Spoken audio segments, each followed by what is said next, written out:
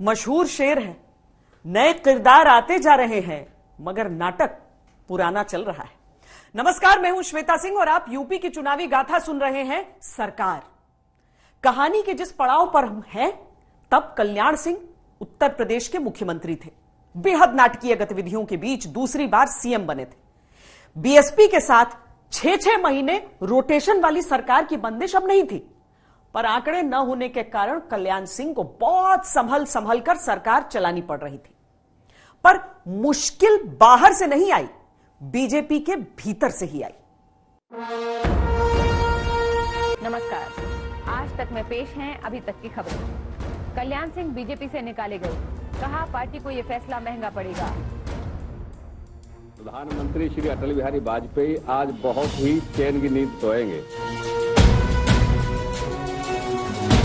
क्योंकि वे पिछले 10 महीने से मेरे खिलाफ साजिश रच रहे थे मुझे हटाने की। राजनीति में भरोसा बड़ी चीज है, क्योंकि जब भरोसे की बुनियाद दरकती है तो बड़ा टकराव होता है। 1999 में यूपी 2 महादिग्गजों के बीच टकराव का रण क्षेत्र बन गई। कल्याण सिंह 6 दिसंबर को जब विवादित ढांचा ढहा, तो उसके बाद कल्याण सिंह को ये महसूस होने लगा, और ये बात सच भी है, कि पूरे देश में कल्याण सिंह हिंदूवादी बड़े नेता के रूप में उभर के आए।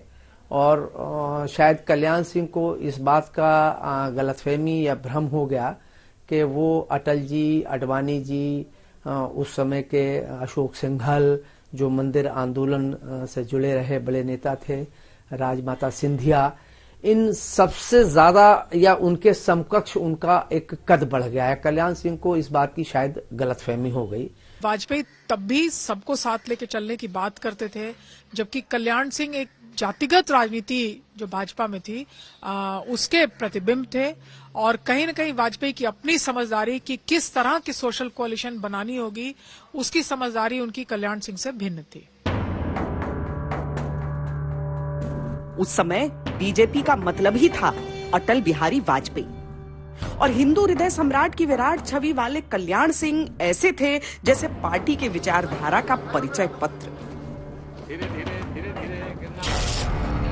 इन दोनों के बीच मतभेद भी थे, मनभेद भी था।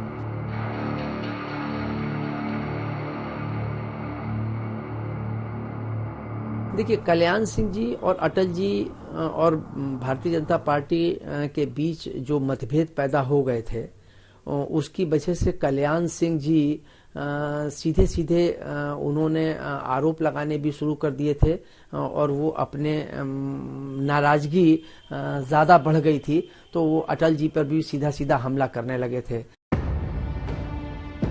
1997 में गलतफहमी थी, बढ़ते बढ़ते बन गया मन मुटाव, और समय के साथ टकराव बनने वाला था। तब केंद्र में भी खूब उथल पुथल थी। अटल बिहारी वाजपेयी की सरकार 13 दिन में गिर चुकी थी और देश में मध्यावधि चुनाव हो रहे थे। वाजपेयी लखनऊ से प्रत्याशी थे और कल्याण सिंह यूपी के मुख्यमंत्री। कल्याण सिंह से तब एक पत्रकार ने सवाल पूछा कि क्या अटल बिहारी वाजपेयी फिर से प्रधानमंत्री बनेंगे। ये उस दौर का बयान है जब दोनों में टकराव की स्थिति आ गई थी, और एक तरफ से ये सच्चाई भी है कि कल्याण सिंह जैसे अगर क्षत्रप नहीं होते तो अटल बिहारी को चुनाव जीतने में दिक्कत होती थी। लेकिन दूसरी तरफ ये भी सच्चाई है कि ये कल्याण सिंह का माथा कुछ ज़्यादा खराब होने का भी बयान है, क्योंकि एक दौर में उनको लगता था कि उनकी काबिलियत प्रधानमंत्री बनने वाली है या और बड़ी है, तभी उन्होंने उस किस्म से चुनौती दी थी। कल्याण सिंह चुनाव के समय बिल्कुल एक्टिव हो गए। अधिकारियों को बुलाकर कहा, पूरी सख्ती बरतिए, एकदम निष्पक्ष मतदान होना चाहिए। पर कहने वालों ने तो यहां तक कहा कि उन इलाकों में सख्ती ज्यादा रही जो बीजेपी के अच्छे असर वाले इलाके थे। उनकी निष्पक्ष मतदान के मतलब ये है कि इससे पहले जो चुनाव हुए थे उसमें कल्याण सिंह भी रहे हैं, तो क्या उस समय निष्पक्ष चुनाव नहीं हुए थे जो अब वो निष्पक्ष चुनाव की बात कर रहे हैं। अब अटल बिहारी वाजपेयी तो लखनऊ से चुनाव जीत गए, लेकिन पूरे यूपी में बीजेपी की सूरत बिगड़ गई। 1998 के आम चुनावों में बीजेपी ने यूपी से 58 सीटें जीती थीं। 1999 के मध्यावधि चुनावों में जीती सिर्फ 29। उंगली किस पर उठी, यह अंदाजा आप लगा सकते हैं। कल्याण सिंह जी नहीं चाहते थे कि अटल जी प्रधानमंत्री बने या वो चुनाव जीत कर जाएं, तो इसलिए वो उसमें उनकी सीटें भी घटी।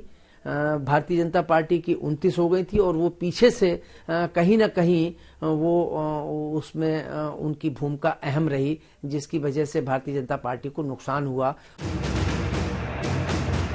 अटल बिहारी वाजपेयी तो फिर से प्रधानमंत्री बन गए, लेकिन कल्याण सिंह यूपी के मुख्यमंत्री नहीं रहे। 1999 में 12 नवंबर को कल्याण सिंह ने इस्तीफा दे दिया।